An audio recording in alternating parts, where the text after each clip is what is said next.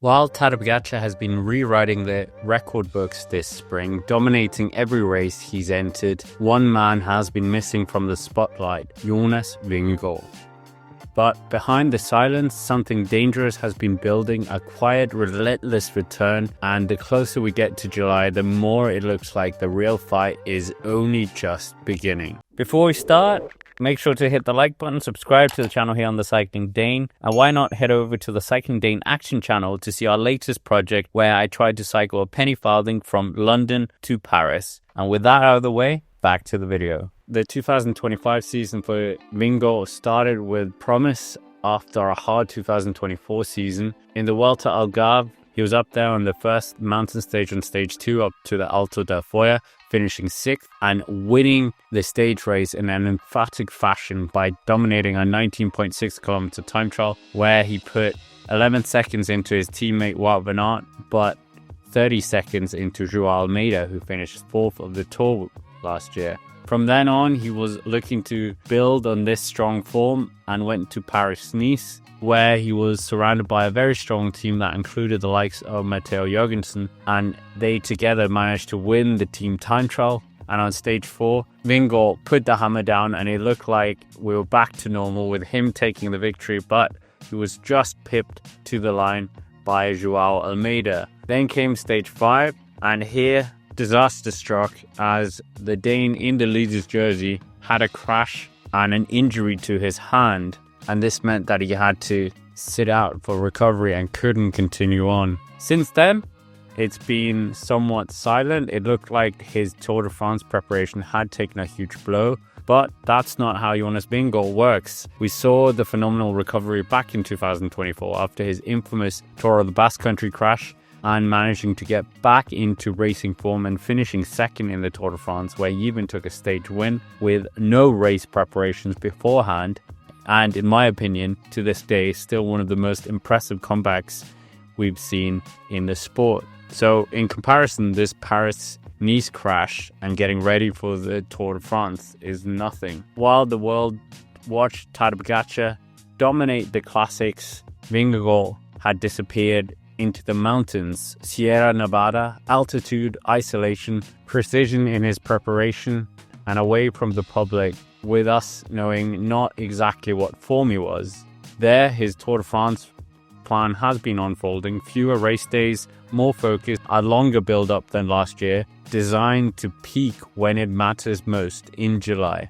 Everything is tuned for that one goal. No spring race trophies this year, not a fanfare, just the Tour de France, what Team Visma Lease bike count the most. The formula is very similar to that of 2023, going to the Criterium du Dauphiné, and the only race he's missed out really has been the Tour of the Basque Country. So from there, he will go into the Tour de France, and he will hope to do the same that he did that year and dismantle Pogačar in the Alps. As we know, Vingegaard won't be going to this war alone. Visma Lease bike are bringing one of their strongest lineups we've seen ever, perhaps.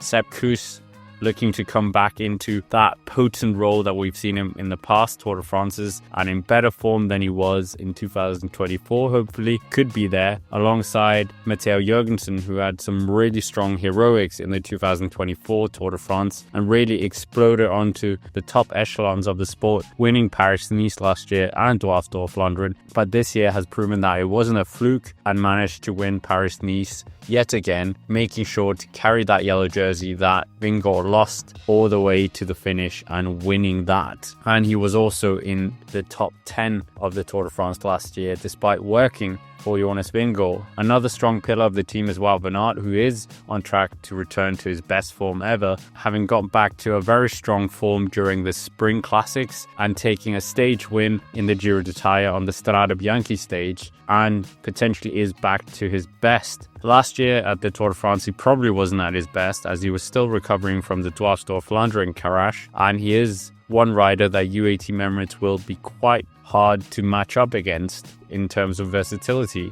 Maybe the closest would be the likes of Niels Pollitt or Narvaez. And as well, we'll also see the new addition to the team of Simon Yates, who should add more firepower to the team in the mountains that we didn't really have last year. And hopefully he can play a role similar to his brother does to Tadej Pogačar in the last few years. But he is at the Giro d'Italia, so he could maybe be a bit tired after that. Or if he follows the Pogačar trend, be even stronger in his second Grand Tour of the year. This team knows how to control a race and how to crush a rival's spirit, one summit at a time. If Pogačar wants yellow, he'll have to earn it the hard way with this team in play. And then we come to the man of the moment, the world champion, Tadej Pogačar, his strongest rival. The rivalry that began in 2021 continued into 2022, 23, and 24, and now in 2025 we await another chapter. 2023 was the last time Pogačar cracked, and he didn't have the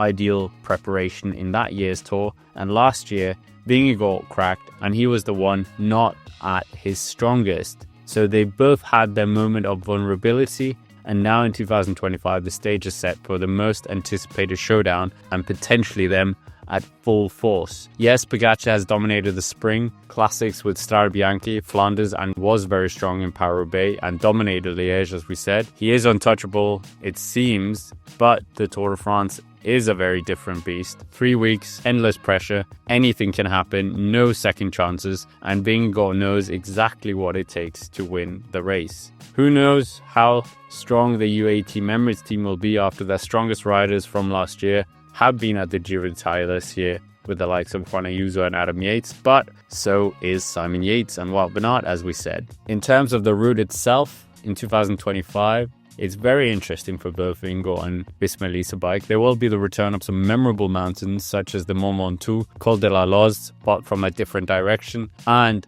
Haute-Come. The bald mountain of Mont Ventoux appeared in Jonas Vingegaard's very first Tour de France in 2021, where he was trusted with the leadership role after Roglic crashed. And with the 2 ascents of the Mont Ventoux on the day, we saw his teammate Wout van Aert win the stage. But behind Wout van Aert, Vingegaard looked like he did the impossible and found a crack in Pogačar's invincibility somewhat. The other climb of the Col de la Loze, despite them going up a different direction, was the mountain where we saw the first really big crack of Pogačar, where he dropped an incredible amount of time and even signaled that to his team as well. And Vingegaard didn't win the stage, but took out a lot of time and had basically won the tour. And then we cannot forget Haute-Come in 2022, where we saw Vingegaard linking up with Wout van Aert to dispatch Tadej Pogačar, who had lost the jersey on stage 11, and this was great teamwork by both the yellow and the green jersey of Jumbo-Visma. This year's Tour de France route is unforgiving, with the opening week more suited to Pogačar though, with classic style stages in northern France and even the return of the Mur de Bretagne. But the second week is where Vingegaard could begin to claw it back, similar to 2022, and week 3 with Mont Ventoux, Col de la Loze and La Pagne delivering the killer blow for the Dane. Vingegaard has barely raced this year, but that might be his biggest strength. While others wear themselves out in the classic seasons, he's been sharpening the blade. This race isn't about how many wins you rack up in April or May. This is who shows up in July with the legs, the team, and the mindset to destroy everyone.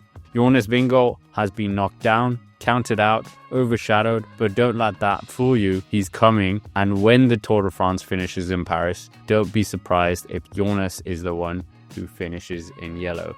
Will Vingegaard rise again and reclaim the throne, or is it Pogačar about to complete a 4th victory of the race and become the first world champion to do so in many years?